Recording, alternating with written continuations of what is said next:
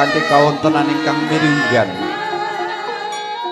wonten dalipun Bapa Romlan sagutrah swarga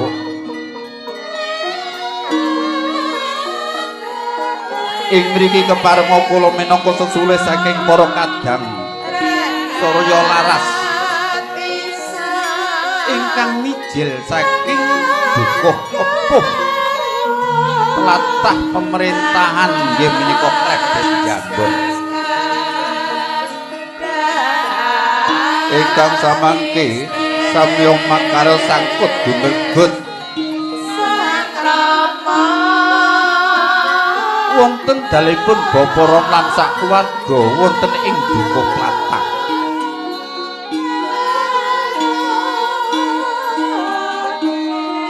estuning mana Bapa Romlan sak keluarga kagungan hajat ingkang luhur inggih menika ngentas pitulus ingkang putra dalah putri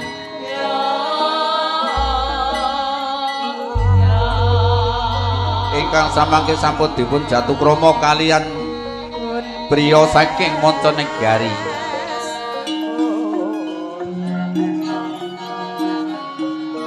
mugi-mugi menapa ingkang dados hajatipun Bapa Romlan sak keluarga tansah pikantuk ridho ridaning Gusti Ingkang Maha Kuwasa mugi ingkang putra anggenipun ambyur dhumateng samudraning bebrayan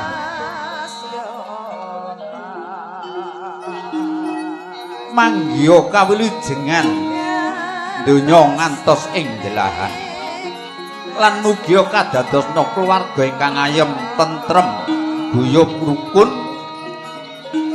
kados mimilan mintuna jumbuh kang ginayuh menawi kang dados pangidam-idamaning tiyang asepuh mugi anggenipun kekeluargan ingkang putra dadosa keluarga ingkang sakinah mawaddah lan warahmah amin ya rabbal alamin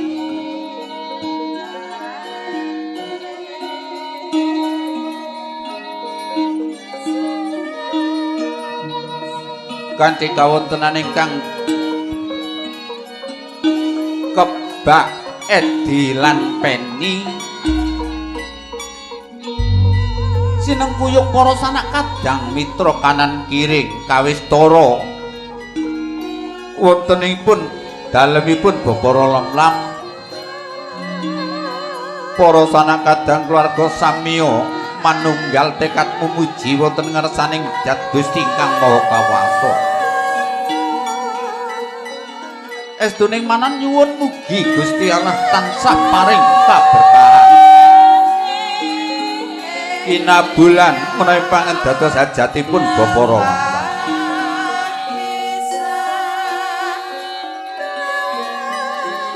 tan kantun kula sak keluarga mitra saking Surya Laras ingkang samangke dipun pangarsani panjenenganipun Ki Begawan Kasimin Jaya Ningrat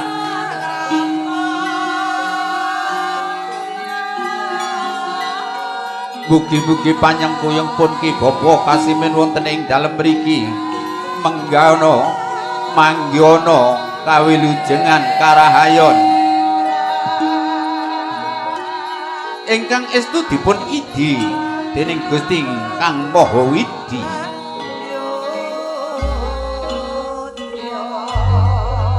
kanthi seksi gelar seni krawitan Surya Laras inggih menika Gong Lokananta pangrangining sewaktunipun gending eling-eling mugi-mugi kita tansah elinga marang kang peparing teka kang jinaka jumbo kang ginayuh kinabulan kang bakal piniyun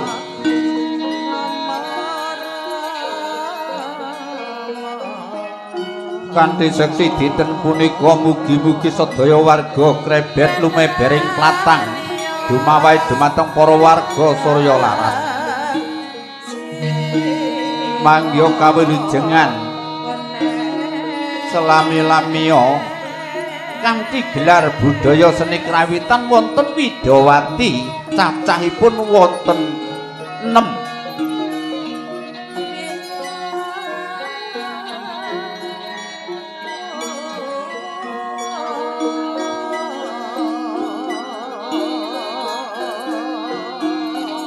minangka jangkepe sesendyaning pagesangan wonten ing dinten menika Bapa Romlan ngawontenaken pagelaran seni kerawitan saking Kru Surya Laras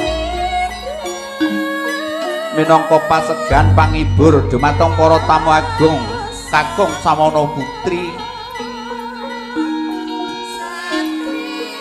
Sarawa Paduka mugi tansah pikantuk ridhaning Gusti ingkang Maha Kuwaos beto berkah ingkang sae tumanduk dumateng kula lan panjenengan sami.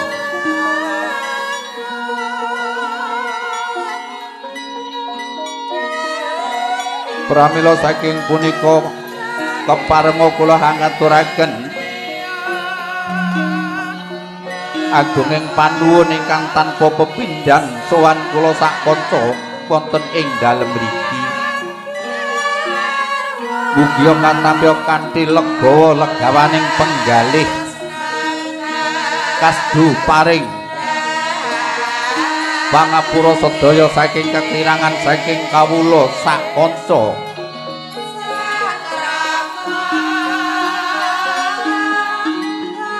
Kula pitados bilih kula sak kanca mesti kemawon kita tansah kadunungan rasa sifat kurang saha katalupen ing samugarang perkawis pramila saking punika nggo bilih ing mangke anggen kula makarya sak kanca wonten sedaya kekirangan lan ketledoran nyuwun dipun agung pangapunten ingkang sak ageng-agengipun ing sabab sipatipun para kanca Surya Laras menika sedaya taksih sifat glegladen. Pramila saking menika khususipun warga Platang lumebere dumateng warga agung Bapa Romlan. Mugi-mugi tansah kasdu kanthi kamardikane penggalih tansah paring pangapunten ingkang saageng-agengipun dumateng kula sak keluarga. Pramila saking punika sumangga kita sesarengaken kita midhangetaken unglingipun para gending-gending saking Surya Laras. Mugi dados panghibur panjenengan sami. Nuwun.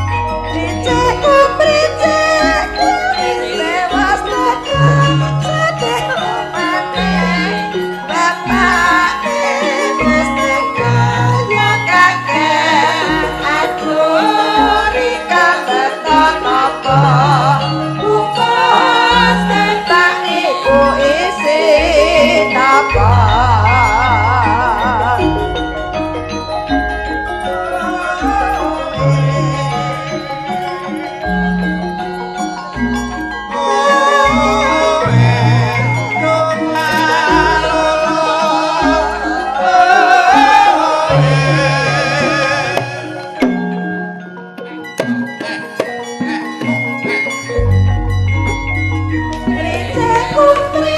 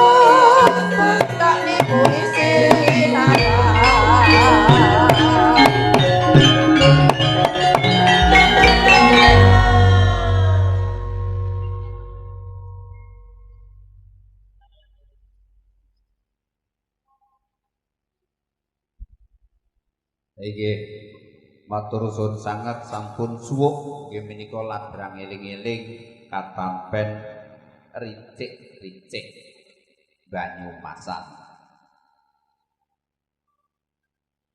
Niki wau nut anyar nggih menika ricik-ricik Banyu Asin. Lah wong yoga ketekanan sinden nemok terus ditingketne sinden tok ora ngerti wilahane bojonan nutuki paku. Nggih. Bapak Romlan kula sak kanca nyuwun agung pangapunten ingkang sageng-agengipun mbok bilih anggen kula makarya wonten mriki ing mangke nemai kirang prayogi kirang maremipun wonten ing penggalih panjenengan sakwarga dumawahi para lingkungan nyuwun dipun agung pangapunten.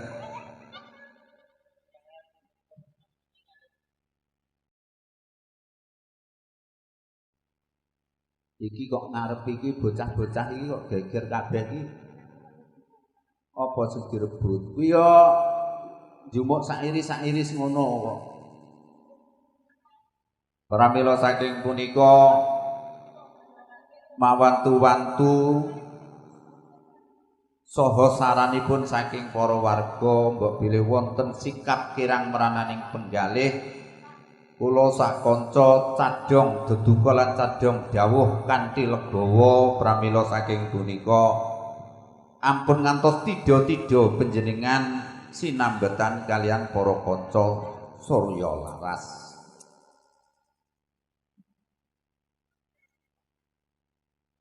Niki lek etan dhewe iki jelas ora asing nggih. Mbak Tini nyuwun dipun agung pangapunten niki tukang son pengen kenal karo jenenge sinden. Niki iki saking nomor kalih etan piyambak. Nah, kantos dugipun klitik niku mengke sinten asmanipun? Sik. Pripun? Kok ya rada anget awak kula nek masa ora dikenalne. Lah pilih kasih kok. Lek Mbak Tini niki mriki pun apal niku Mbak Tini bakul mbako kan ngoten to. Kulo sing terkenal bakul mbako. Nggih. Nggih mboten napa-napa Mas. Masone kang pundi engko. Ya niki wingking niki. Saking napa Mas mengke kula warak-warakne wonten history. Nah, ingkang nomor kalih Bu sinten mijil saking pundi? Nggih, saderengipun assalamualaikum warahmatullahi wabarakatuh. Waalaikumsalam. Sugeng di Nggih. Tom iki Mas. Asli. Nggih. Kula nggih namung mriki mawon, krebet mawon. Oh, dek-dek nggih pikantuk basos. Oh, putranipun utawi keluarganipun Ki Bapa Kasimin nyuwun dipun agung pangapunten. Mugi-mugi sedaya menapa ingkang dipun gelar wonten mriki inggih menika arupi seni kerawitan mugi tansah ndadosna rena penggalih panjenengan sami. Ing mangke mbok bilih keluarga utawi sedaya warga ingkang wonten mriki badhe nyuwun sinambetan utawa geguyonan nyuwun lelagon utawi ladrang lan gending sumangga pramila minangka nglajengaken swasana ing enjang punika monggo kita lajengaken malih para kanca Surya Laras sumangga nuwun.